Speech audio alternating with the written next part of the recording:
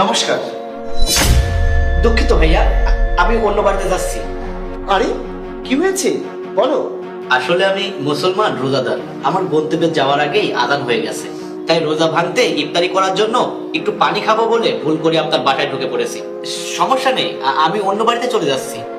আরে ভাই, ভুল কেন হবে? তুমি ভিতরে এসো, আমি তোমাকে পানি দিচ্ছি। এসো এসো, আজান হয়ে গেছে, দেরি করো না। এসো এসো ভাই।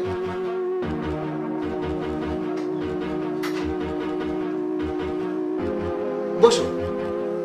অপু, একজন মেহমান এসেছে, মুসলমান রোজাদার ভাই, তার জন্য ইফতারের ব্যবস্থা করবো। ঠিক আছে দাদা।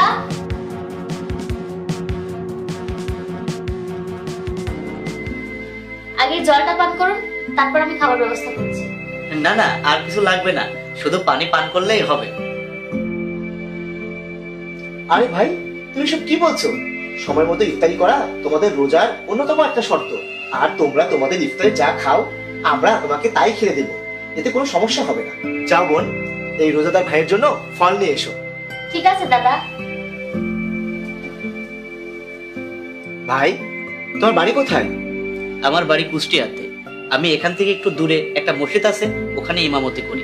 এখানে একটা কাজে এসেছিলাম, ভেবেছিলাম সময় মতো আমি আমার মসজিদে পৌঁছে যাব, কিন্তু সময় মতো গাড়ি না পাওয়ায় আমি পৌঁছাতে পারিনি। তাই আমি পায়ে হেঁটে যাচ্ছিলাম, সেজন্য আমার দেরি হয়ে গেছে।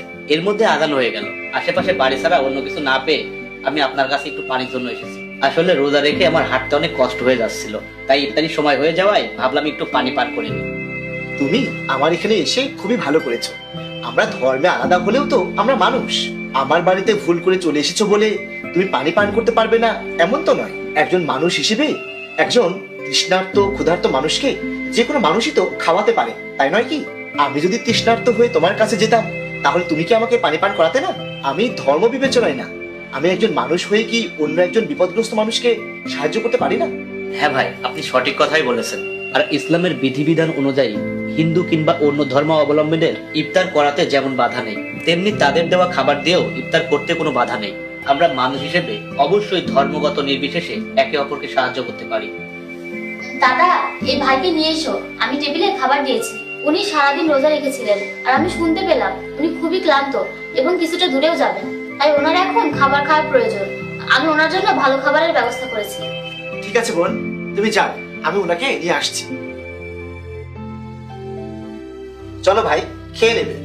ভাইয়া, আপনাদের আন্তরিকতা, মানবতা ও সুচিন্তা ভাবনা দেখে আমি মুগ্ধ ও আনন্দিত। আমি ভাবতেই পারিনি আজ আবার নতুন করে মানুষের সেবা করা শিখবো। আমাদের সবারই উচিত এভাবেই মানুষের প্রয়োজনে তাদের সাহায্য